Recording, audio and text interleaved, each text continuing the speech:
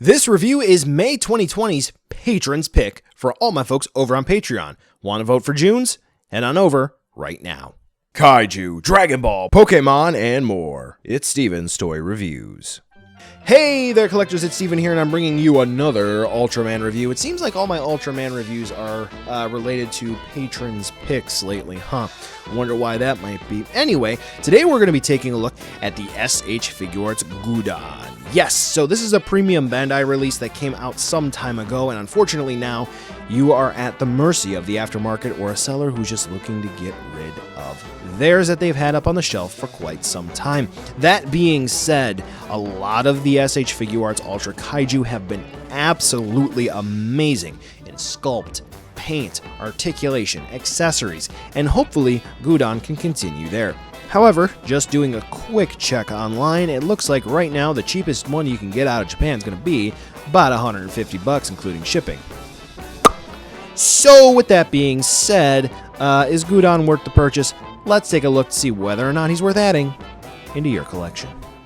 Aside from some maybe personal changes from person to person to person, collector to collector to collector, I'm going to go ahead and just talk a few more seconds here just so this way I can pad the time so we can maybe potentially get a full spin here. Gudon's basically gonna be perfect here. Yep, that's right, I said perfect. I generally don't use that word. I never like using that word. Some of my absolute favorite figures, I still don't like using that word. If you go back to my Ultra Act Goals review, I've said there's no such thing as a perfect figure, and I do mean that. I'm even talking about Gudon here. It's not a perfect figure, but the way that this thing looks is pretty much going to have to be nearly perfect. And why do I say that? Okay, enough for the 360 spin view. Let's get into the meat and taters here. The reason why I say it's going to look nearly perfect, or is perfect essentially in my eyes, is that it is not only made and cast in a nice tannish plastic, right? But they actually successfully used similar tones for not only dry brushing, but using darker tones for a wash, and then looking at it up close and personal, you can see that red was used as a wash as well to really, truly bring out the finer details of this figure. There is not one aspect of this thing that you will not be able to see from any distance away or up close, and you can see all of the details in the sculpt of this figure. Looking at this thing once over, there is absolutely no way that you will not be able to remember how good this thing looks. Yep, I am singing that high of a praise. There are shadows that are captured on this figure, different ridges, different folds, different everything that look impeccable for this release, and I do have to say that Bandai knocked this one out of the park in terms of looks. The only thing that's kind of holding it back, again on that personal level, I think everyone's going to have something small to say, is I think that the mouth looks a little weird, but even then, it's true to the source material, so I can't knock Bandai there. So yeah, Gudon, fine. There's not one thing negative I can say about this release at all. In that department, anyway. So for articulation, it's good. There are a couple of areas that are rather confusing, but I'm hoping that I should just be able to show you those, so this way you're not too confused if you decide to pick this one up. So what do we have? Well, the jaw is a little awkward, not going to lie, but it is on a ball joint, a barbell style or double axis, so this way we can open and close it. We can get them to go a little slack jaw. We can get them to do that. So that's pretty cool. I like it. Not a lot of folks do, but I think it's fine. We have a ball joint for where the head plugs into the neck, and then we do have a couple of other smaller joints here, which do either work well or they don't. So I think, what are we going to have here? We got 3 or 4 joints here. So realistically speaking, the only movement you're going to get is out of here, but that's fine. So I'm going to go ahead and pop off this section so this way you can get a better look at how the arms are going to move. So we do have ball joints that are seated right here, and they pop out at an angle for the shoulders. So this way we can move Gudon. Got Twin Tail on the brain. I'm going to keep that in. We have Gudon's shoulders that can move in and out just like this. right? So when we pop the body back together like it should, it's not as great of range, but it's still just fine. And then we do have a little bit of a bicep swivel as well, so that's good. We do have a double elbow hinge. Fantastic. And guess what? They both have swivels. So if you know of NECA figures that have a double elbow hinge, the hinge plugs into the bicep and the forearm, and then we get swivels at those plug-in points as well. For his whips, where they plug into the forearm, we do have one big ball joint.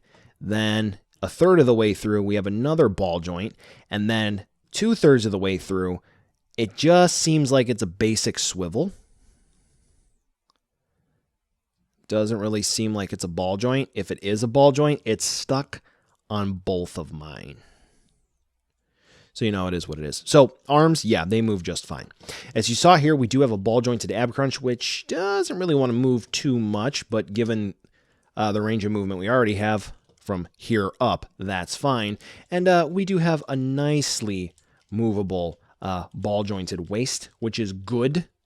For the hips, we are actually using ball jointed hips, which is a rather odd choice, I feel, but c'est la vie. Taking a look at it, it actually just looks like the ball joint plugs into the thigh. So I don't think that that swivel movement you're seeing here is from an actual swivel joint. I think that's just the ball joint, which is fine by me. We have ball joints for the knee joint. So the thigh plugs into this section on a ball joint, and then this section, so the knee, plugs into the lower leg, the shin calf area on a ball joint as well. And then it seems like ball jointed ankles, but I don't know if it's that or the swivel hinge combo for ankle rockers that we would normally get. But regardless, I mean, they move just fine. For the tail, ball joint where it plugs into the body, we have 1, 2, 3, 4, 5, 6. Ball joints in the tail, it looks like. So, yeah. Oh, yeah, they do drop down a little bit, but that's because of the nature of the ball joint. So, yeah. Gudon, articulation. It's a little odd, but, I mean, it's fine. Once you figure it out, I mean, this thing's a blast to fiddle with. I don't know what else they could have done to make this better, so thumbs up from me. Accessories run really light, and that's what I'm talking about, that this isn't a perfect release. We get an alternate head sculpt for Twin Tail, which is going to have to be, another figure that you get that shows that the eyes are all blown out. So, yep.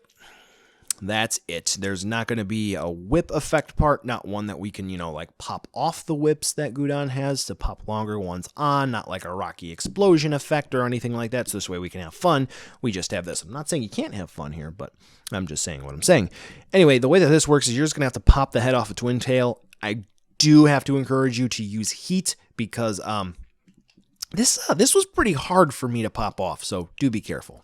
Yeah. And here's a side-by-side comparison with the default head sculpt. Now to wrap up this review, here is a size comparison so you can see how big Gudon is with some other figures you just might have on your shelf, including some other SH Figuarts Ultraman releases. So we got 2 Ultras there and 2 other Kaiju. I think that rounds it off pretty well. So buy now, skip, or wait for a deal. Do have to say that Gudon looks great. I mean, there's nothing wrong here. I think it looks fantastic. The amount of detail put into here, it's impeccable, really, I have to say. The articulation is a little bit funky, but once you get around some of the new things here, some of the things that look kind of awkward, it moves fluidly. The accessories leaves a bit to be desired. I think we could do more than just a twin tail head. But yeah. I mean, regardless of what price you buy this at, you are going to be happy with it. I just wish that it wasn't priced at the point that it was, because it's definitely not worth that much. It's a good figure, don't get me wrong. As someone who's only kind of sort of into Ultraman, yeah, I'm very happy that I own this. It's great, but price, yeah. Simply because of price, gonna have to say, reserved only for the diehards. But guess what? You're going to be getting something really, really good. Well, collectors, that brings us to the end of the video today, and I just wanted to take a second to thank you so much for watching. Now you've heard a lot from me, I'd like to hear a little bit from you. Drop in the comments down below whether or not you liked it, you hated it, or maybe you were somewhere in between. I also want to take an extra second here for a nice, humongous thank you to all the patrons for SDR over the last month who have really helped the channel grow into what it can be today. So to all of you, 2 big thumbs up. Thank you very much. And now the end card should be popping up, which will give you a few clickable links, like maybe to subscribe or head on over to my Patreon, or some short URLs like to my social media or to my Teespring store.